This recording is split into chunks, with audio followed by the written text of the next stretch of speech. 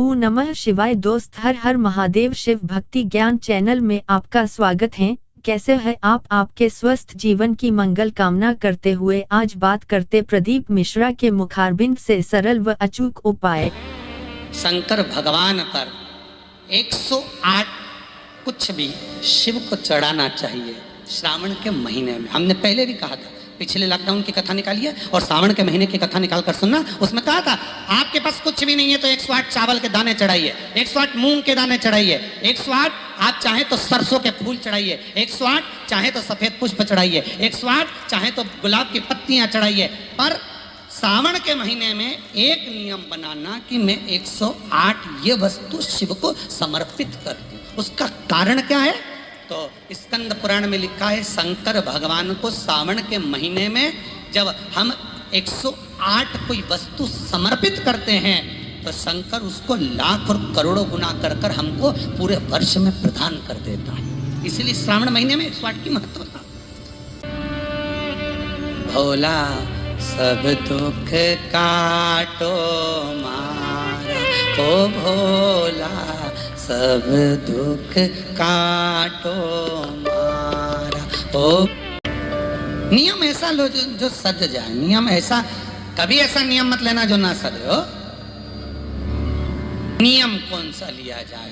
सावन के महीने में आप ही नियम लो, हमें मना नहीं, पर नियम वो लेना जो तुम साथ सको। कई कई माताएं अपने बच्चे को कसम दिला देती, मेरी सौगंध खा तू सुबह 6 बजे उठ जाएगा। अब कसम तो दिला दी ने, 6 बजे एक दिन तो उठ गया ने, बाकी का दिन तो क्या मतलब ऐसा नियम दिलाने से? तो नियम होना चाहिए। तो क्या नियम लिया जाए? तो पत्नी बोली देखो अन्न का भाग मिले घर में ना मिले, एक काम करो तुम तो बेलपत्री का नियम ले लो कि अपन 108 बेलपत्र शंकर को चढ़ाएंगे, बस इतना। हाँ ठीक है। अब बहुत पैसे वाले होगे ना तो तुम्हारे यहाँ कोई बेलपत्री तोड़ के भी दे जाएगा, थोड़ा धन मिल जाएगा, दे जाएगा। धीरे धीरे धीरे धीरे बेलपत्र का नियम लिया। एक वृक्ष से बेलपत्र लेकर आते और उस बेलपत्र को लाकर शिव जी को चढ़ा देते। निकलते निकलते कम से कम 25 दिन निकल गए, नियम पूरा चलता रहा। 26वां दिन आ गया, नियम पूरा चलता रहा। 27वां दिन आ गया, श्रावण के महीने का 27वां जब दिन आया तब माली ने बेलपत्र तो उतार ली। जो बेलपत्र के वृक्ष का माली था, वृक्ष का जो माली होता है, उसने चिल्ला दिया, हे बेलपत्र अब मत ले जाना, पीरी की मिल रही है तोड़ तोड़ के ले जा रहा, अब मत ले जाना, बिल्कुल भी नहीं, कीमत दीजिए उसकी। पूरे विश्व में, भारत की धरा पर, देश विदेश में, पिछली कथा में कहा था 1 जून से लेकर 25 जुलाई तक बेलपत्री वृक्षारोपण महोत्सव मनाना। हजारों लाखों वृक्ष सबको लगाना। और आप जो बेलपत्री का पौधा लगा रहे हैं, इसका फल कितना है वो ध्यान करना। एक बेलपत्री का पौधा यदि लगा रहे हो, 24 घंटे बेलपत्री का वृक्ष ऑक्सीजन प्रदान करता है। 24 घंटे, हर पल हर घड़ी ऑक्सीजन देता, रात में भी दिन में भी।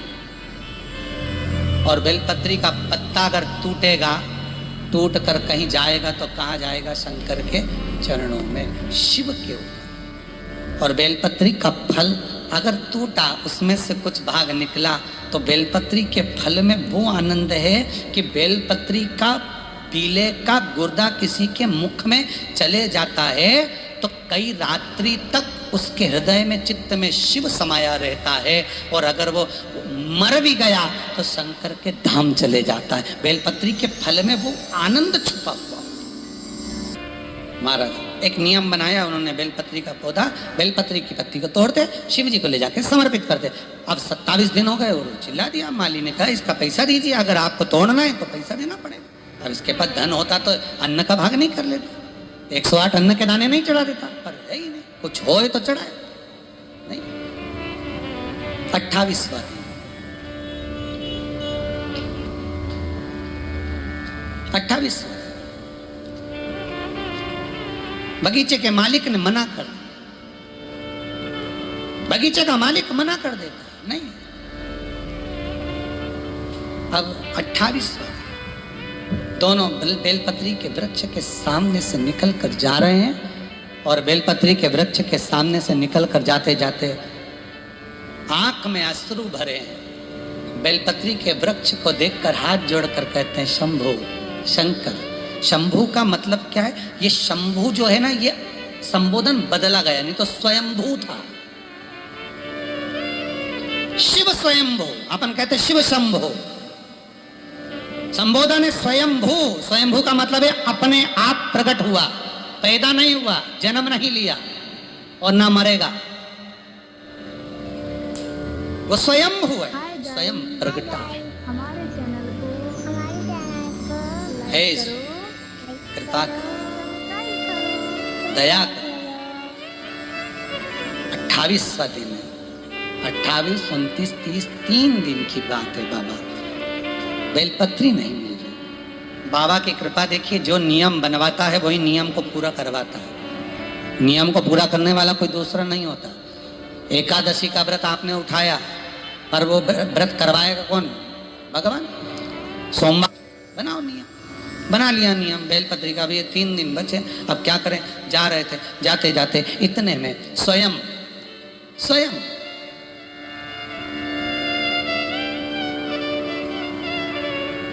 एक छोटा सा बालक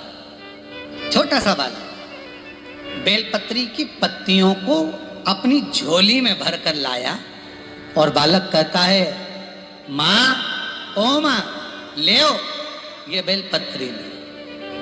आप रोज मंदिर जाती हो ना, मैंने आपको देखा था मंदिर जाते हुए। आप बेलपत्र चढ़ाती हो ना, मैंने आपको देखा था। मैंने मन में सोचा एक बार मैं भी बेलपत्र चढ़ाऊं, पर मेरी माँ मुझे जाने नहीं देती ना, इसलिए मैं बेलपत्र आपको दे देता हूं। आप ये बेलपत्र शिव को समर्पित कर दो।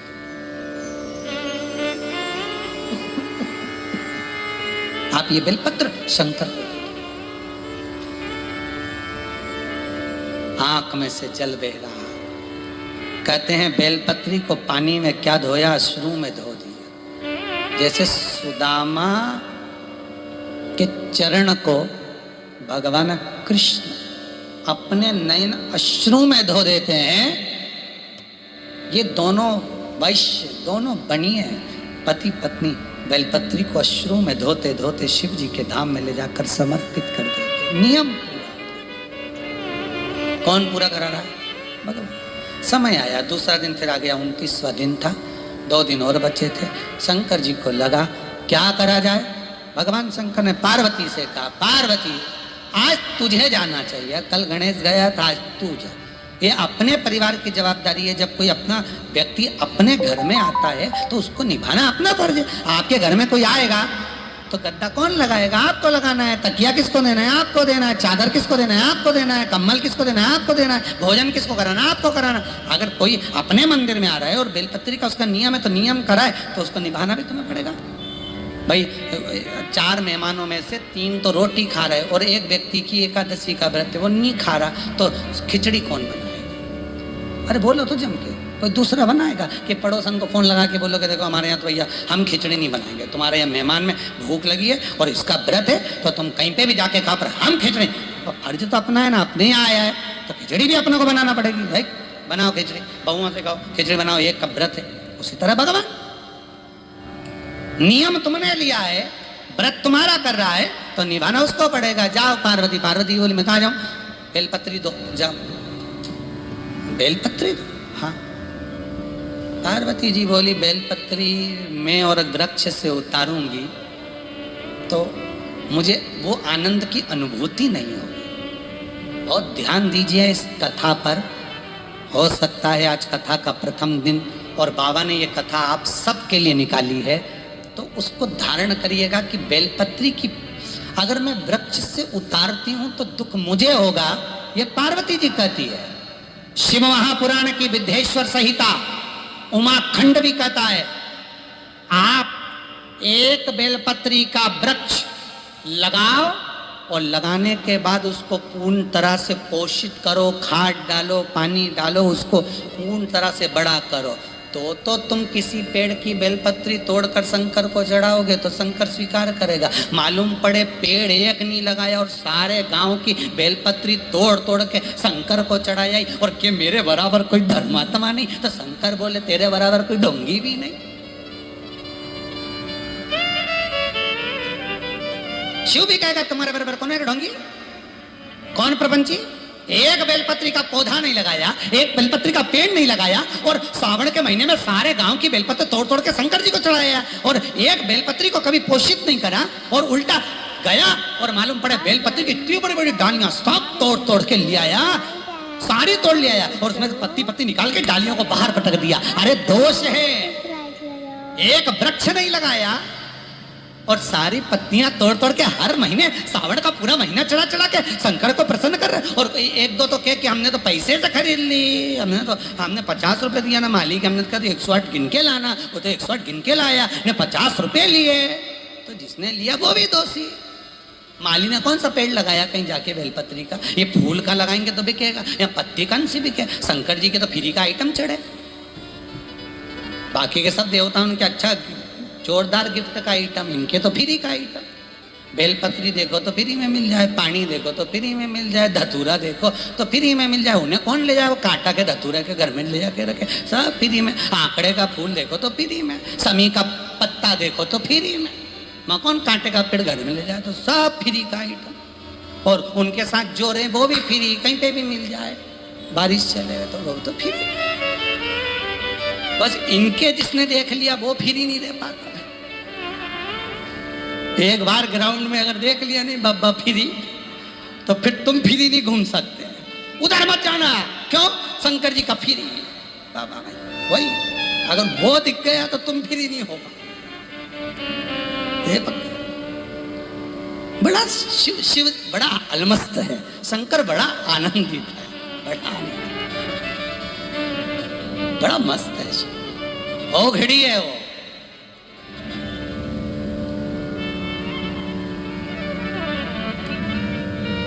घड़ी है। जाओ पार्वती तुम जाओ। पार्वती जी बोली मैं तोड़ूंगी बेलपत्र, उतारूंगी, मुझे दोष लगेगा, श्रेष्ठता नहीं होगी मेरी, मैं कैसे जाऊं। शिव बोले नहीं ऐसा नहीं है, आप जाओ बेलपत्र, ऐसा हो तो मेरी ही उतार कर चढ़ा जाओ, जाओ उठाओ और देखा रहा। पार्वती जी ने जो कल बेलपत्र चढ़ाई थी वही पार्वती उठा के लिए धो के वापिस चढ़ दी।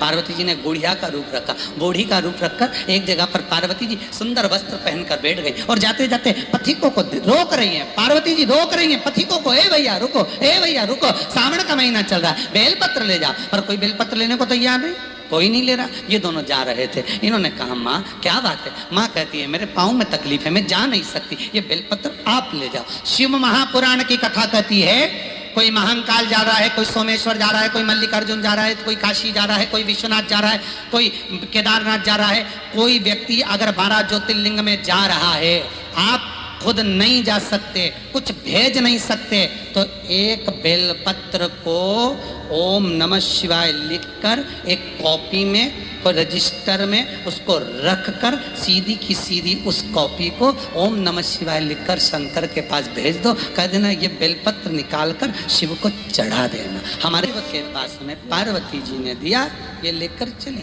पार्वती जी ने जो दिया था वो शंकर जी को समर्पित करा। नियम इन्होंने लिया था, पूरा शिव जी ने किया। 30वां दिन बेलपत्री नहीं मिली, सावन आने दो, बेलपत्री के वृक्षों में पत्तियां मिलना बंद हो जाती, बहुत सारे लोग धर्मात्मा इकट्ठे हो जाते हैं। निवेदन है उतनी ही तोड़ना वृक्ष से जितनी आपने लगाई हो, जितनी आपने लगाई। अरे सीधा सीधा बात है भाई, फल उतना ही मिलता है। वो कहे ना, अब 30वां दिन शिव जी का नाम लेकर घर से निकल गए, वृक्ष पर से पत्ती आने नहीं है। पार्वती जी ने शंकर जी से कहा गणेश जी चले गए, मैं भी चली गई, कार्तिकेय रुष्ट होके श्री सेलम में बैठे, अब तुम ही बचे हो। बहुत अच्छा परिवार है शंकर पार्वती का। इनके जैसा परिवार दुनिया में किसी का नहीं होगा। गले में सांप, बेटे नंदी पे, बाजू में कार्तिकेय के मोर, पार्वती बेटी शेर पे, गणेश जी चूहे पे, सब एक दूसरे के दुश्मन।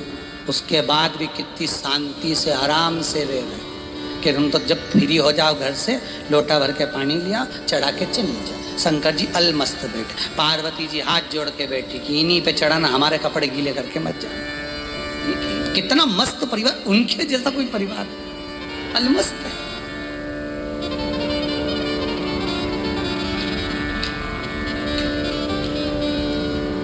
इतनी मस्त परिवार कौन का होगा भाई? कहाँ? तो लक्ष्मी तो स्वयं पार्वती जी शंकर जी से बोली, देखो प्रभु, गणेश जी हो आए बेलपत्री दिया, पार्वती हो आई बेलपत्री दिया, कार्तिक रुष्ट होकर सेलम पर बैठे, बारी तुम्हारी है। शंकर भगवान बोले, अब हमारी बारी है तो हम ही जाएंगे, तुम चिंता मत करो। और अंत में जब पूर्ण तरह से परास्त हो गए, हार गए, वो वैश्य, वो बनिया और बनिया की पत्नी, वो सेठ और सेठानी जिसके पास कुछ भी नहीं है, वो अंत में जब हार गए, तब शंकर उस समय पर जैसे ही पहुंचे, एक बंदर का रूप लेकर, एक हनुमान का स्वरूप बनाकर, एक बानर का स्वरूप बनाकर, क्योंकि शिव हनुमान है और हनुमान ही शिव है। एक बंदर का रूप रखकर, एक हनुमान का स्वरूप धारण कर कर, जैसे आप पीछे दर्शन कर रहे होगे, हनुमान जी महाराज दूध की धार लगा रहे हैं इस शिवलिंग के ऊपर, वैसा ही एक बानर, एक छोटा सा बानर, एक हनुमान का स्वरूप धारण कर कर कूद पड़ा पेड़ से नीचे, कूद पड़ा एक वृक्ष से नीचे। और पवन तनय संकट हरन मंगल मूर्ति रो, राम लखन सीता सहित हृदय बसौ सुध। अब वो बालक स्वयं शिव बंदर का रूप रखकर, बानर का रूप रखकर कूद पड़े। और बानर के हाथ में क्या था? तो कहा बेलपत्री की एक डाली थी, और डाली ले आके इनके सामने छोड़ दी। छोड़ी तो इन्होंने देखा कि बेलपत्र मिल गई। आज भी पूरा अनुष्ठान पूरा हो गया, नियम पूरा हो गया, अनुष्ठान पूरा, नियम पूरा।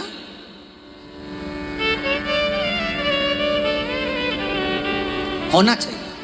ये जो बानर ने फेंकी थी, लेकर गए, उसकी पत्तियां निकालकर शंकर को समर्पित किया, शिव को चढ़ा, शंकर को दिया गया, शंभु आंख से अश्रु बह रहे थे। शिव पुराण कहती है, जिस शिवलिंग की इन्होंने आराधना करी थी, उस शिवलिंग में से शंकर प्रकट हो गया। आज शिव प्रकट हो गया। हम आशा करते हैं कि भगवान शिव आपकी सभी मनोकामना पूर्ण करें।